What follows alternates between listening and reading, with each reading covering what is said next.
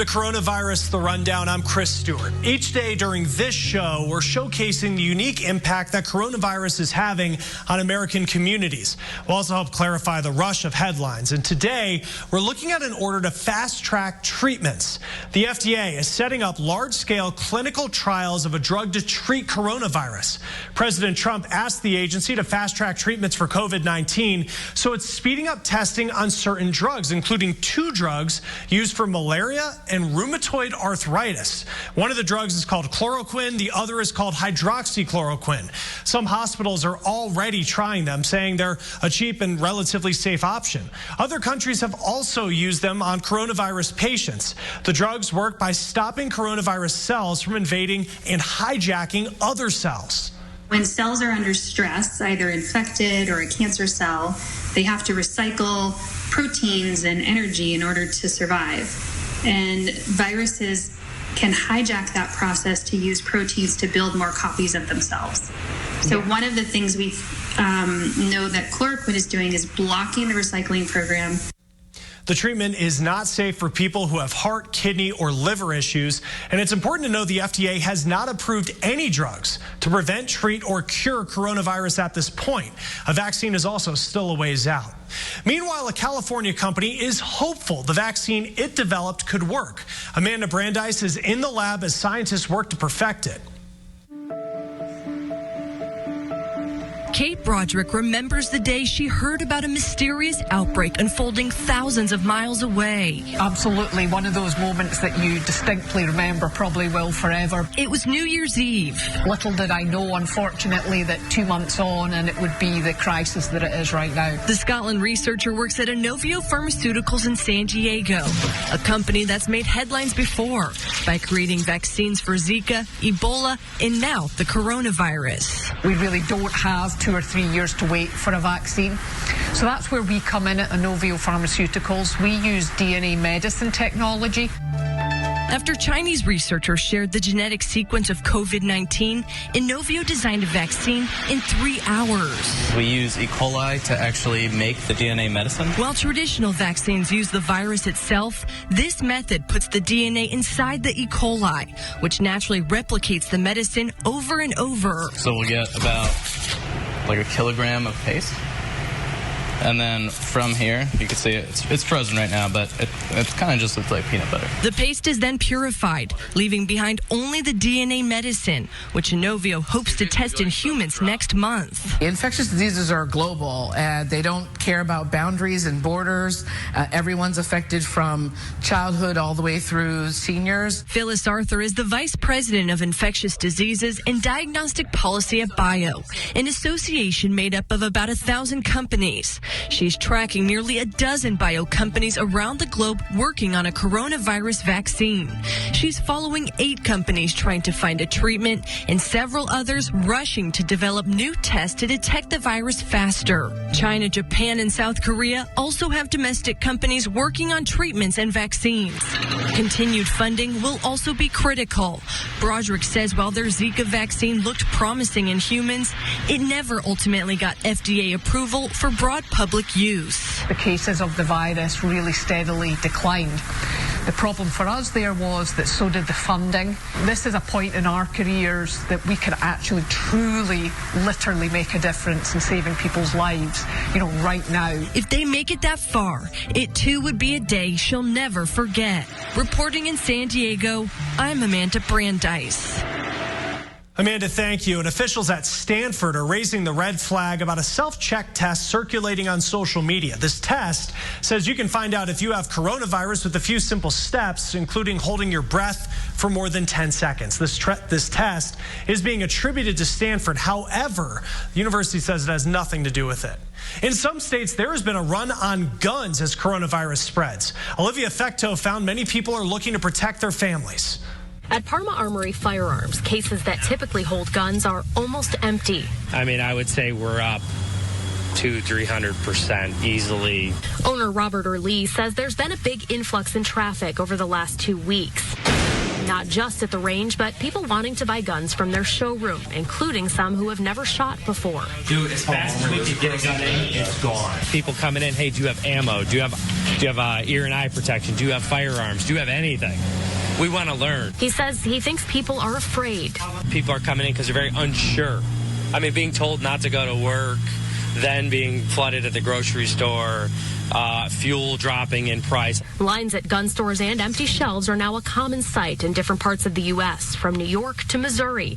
And seeing that on social media has made shoppers like Victor Diaz nervous. We were just concerned with everything going on. Diaz and his family ordered firearms a while ago, but concern about the coronavirus pandemic spurred them to come pick up their purchases and buy ammunition. I mean, I've always wanted home protection, but this just pushed it more. With everything that's going on, he's concerned about what could happen in the future. People saying that there's going to be food shortage, just breaking-ins in houses. People are going to start. It's just really concerning, you know. Robert Early isn't sure why this fear of the unknown is turning people toward firearms, but he hopes buyers will learn to use them properly and go through training. The real important thing is that when you buy a firearm from us, we educate you for free. You come in, you buy a gun from us, we'll help you take it apart, clean it, go on the range, just learn more about this firearm rather than just take it blindly home and say, ooh, what do I do with this now? Olivia, thank you. And coronavirus is changing daily life for Americans everywhere in unique ways. Our partners at Newsy introduced us to a woman who didn't let it get in her way of helping others. My name is Meg. I work as a nurse for a local assisted living home. At this point, I feel like there aren't enough hours in the day to get my job done. I'm working more than I normally would. I'm constantly checking in with work. We are not allowing family visits at this time, which is detrimental to the residents' mental health and well-being, not being able to let them socialize in group settings or go to communal dining, not being able to see their friends. I worry about social isolation and depression symptoms with them. The first time that I felt like the coronavirus was going to have an impact on my life is when I knew there were confirmed cases in the U.S. and Washington. And even more so, the worry when it was definitely in my state, 6 miles from my house. I had like a gut feeling that it was going to be difficult and that it was going to be added stress for likely months to come. My advice for other nurses in this situation, especially ones that are caring for the elderly population, would to be talk with your colleagues. Nobody else knows it except who else is going through it. So talking, figuring out what they're doing to protect their residents, somebody in the same boat. My hope is that we can get through this, that my residents and staff can get through unscathed, that we don't lose anybody due to this, and that we continue to have the ability to test for it and no shortages and more knowledge about it and possibly a vaccine. Now, you may have heard the term flatten the curve as a way to stop coronavirus from spreading. We're looking at what it really means and what you can do to help, plus the movement to make sure kids don't go hungry during this pandemic.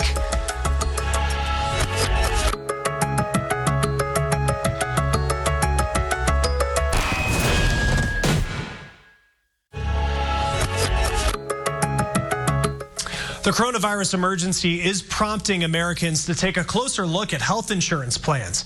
The government relief bill makes testing free.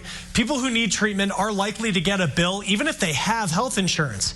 A new analysis estimates people with employer insurance who are admitted to the hospital with coronavirus will pay more than $1,300 in medical bills. The Peterson Center on Healthcare and Kaiser Family Foundation did this analysis. It says the cost may be higher for people with high deductible plans. Schools across the country are closed right now. Some won't reopen this school year. Bo Evans found a movement to make sure kids who rely on school lunch don't go hungry. From the outside, the chaos and screaming from the kids' room at this YMCA in Burlington, Kentucky, seems pretty normal. But in the world of COVID-19, it's anything but. The world has really changed and is changing by the minute. The Greater Cincinnati YMCA took the call to action and is closing down other operations to focus on childcare for parents who can't work from home, especially those on the front lines fighting this pandemic. We have opened child care centers specifically geared to help and support those individuals that are hospital staff and first responders. Our intent is to give these kids a safe, fun environment while their families are saving the world. Childcare is going to be a big deal while the country weathers the storm. Normally during working hours, parents rely on the school systems for that, among other things. No one knows that better than Kathy Burkhart. And our schools don't close. We're open till 6 in the evening, sometimes beyond that. We provide summer feeding, summer care, after-school care. Kathy runs the Erlanger School District. She and her staff aren't changing anything while school is out. The school will be feeding kids. So 3 of our schools are open right now for breakfast and lunch, and they can come pick up their meals. Checking on struggling kids with their mental health issues. Our counselors are still checking in with our high-need kids every day. And making sure kids have a place to stay. We typically serve about 300 students experiencing homelessness. You know, just the things our education system is tasked with handling every day, coronavirus or not. We see our role as making sure students are successful. And if all you're doing is focusing on what's happening in the classroom from 8 to 3, then you're not really doing all you can do for children and families. And all of it helps in times like this, especially the meals for families who are preparing for the worst. We're trying to ration our food, so we've created like a little sign-out snack sheet, so they're allowed 2 snacks a day. But the spirit of the community is strong, and its members think by working together, they can help keep families and kids safe and fed. There is some simplicity in just simply walking away for a couple of weeks. And extreme complexity when you think about trying to launch a whole new idea. But this is what we do. Stay calm. You can do this. And reach out to people in your district or in your community to help you, because together we can do so much more than we can alone. In Erlanger, Kentucky, I'm Bo Evans reporting. Bo, thank you. And a big reason behind the push for social distancing is an effort to flatten the curve. It's a term used when tracking the number of new cases. The more new cases, the higher the curve. The goal is to keep cases at a manageable level so patients don't overwhelm the healthcare system all at once. A population health analyst tells us there is a clear difference between South Korea's response and Italy. South Korea immediately ordered tests and quarantines. Italy didn't get ahead of it as quickly. So South Korea did great. Italy, not so good, unfortunately. We're hearing how much they're suffering because of the excess number of cases and our inability to provide appropriate care. Drew Harris says the U.S. was late in its response. In terms of testing, we're currently looking more like Italy, but that could still change. It's important to note the efforts that we make today won't show effects for weeks. Harris compares the coronavirus to watching a hurricane brewing offshore. The difference with this outbreak is that we can actually change the intensity of that hurricane by the actions we take to social distance, to not go to work when we're feeling sick, by doing everything we can to prevent the transmission of this disease. We can turn this storm from a Cat 4 to a 3, 2, or 1. It's all up to us. Harris emphasizes there is a lot that people can do to help each other and maintain control. Bars and restaurants across the country are only going to go and delivery orders to help slow the spread of coronavirus. Annie Taylor spoke with a restaurant owner trying to keep business up and employees on the payroll. It's quiet inside local pizza joint Sexy Pizza. Usually bustling, this restaurant is not alone, though, after governors around the country put restrictions on restaurants. We won't be selling any fountain soda. We can't sell any beer or wine either. And we are taking extra steps to limit the amount of guests inside our restaurants to 1 at a time. Owner Kyle Peters says, fortunately, they are able to continue takeout and delivery as usual. we are offering a no-contact delivery, where a delivery driver will contact the guest by phone or text when they're outside and then leave the pizza outside their door. With the big change, Peters is more worried about his employees. Hoping that we can stay open so our employees have jobs and shifts they can come to and work and make money to support themselves and their families. Besides trying to keep part of the business running as usual, they've had to up their game in other areas. We've increased our already diligent sanitation practices. Even without dine-in services available, we're taking extra precautions by wiping down all major touch points after every customer interaction. Is it too early to tell if you have felt a hit at all? I think for us, it maybe is a little too early to tell because, again, we're so fortunate that we can continue to do a good portion of our business through delivery and takeout. Despite business slowing down, Peters says we can't lose sight of supporting one another through this unprecedented time. We can't detach from the communities that we live and work in. Many people are going to suffer in a big way over the next couple of months, whether that be financially, physically, and mentally. And we need to keep that connection with others going. I'm Annie Taylor reporting. Annie, thank you. And coronavirus is impacting the census. It's delaying field crews who plan to be out in communities soon.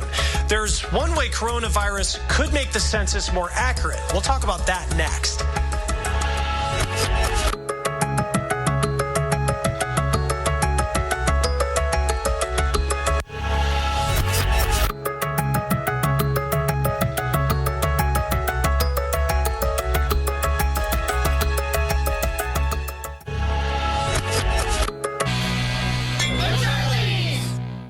Monitoring the situation literally on a daily, hourly basis.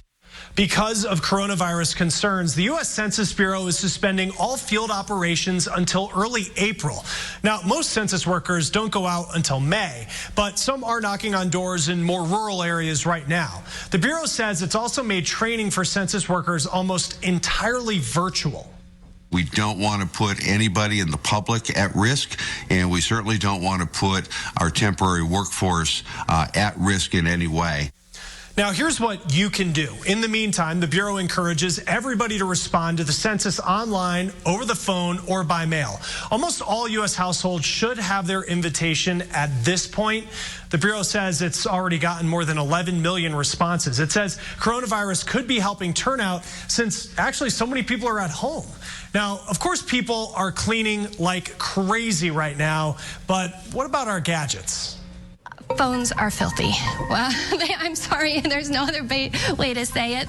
Yeah, there's probably some tough news when it comes to your phone and trying to keep it clean.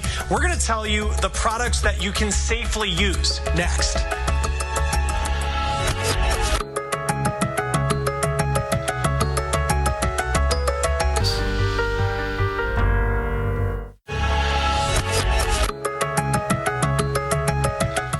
Welcome back. I'm Chris Stewart. Right now, people are paying close attention to just how often they wash their hands. But let's face it, what about the gadgets that we have in our hands, that we touch all day long, particularly, of course, your phone? Well, the average phone has more than 25,000 bacteria per square inch, according to recent research. Now, at that rate, phones are some of the dirtiest things that we come in contact with all day.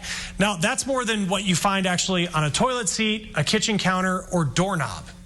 People are taking their phones into the bathroom, they're taking it everywhere, they're setting it down, not thinking about, oh, maybe I should clean these. I use general wipes, whether they be alcohol or the Clorox wipes. You can even prepare, just dilute bleach solution and put it on a cloth and then clean the surface of your phone with that.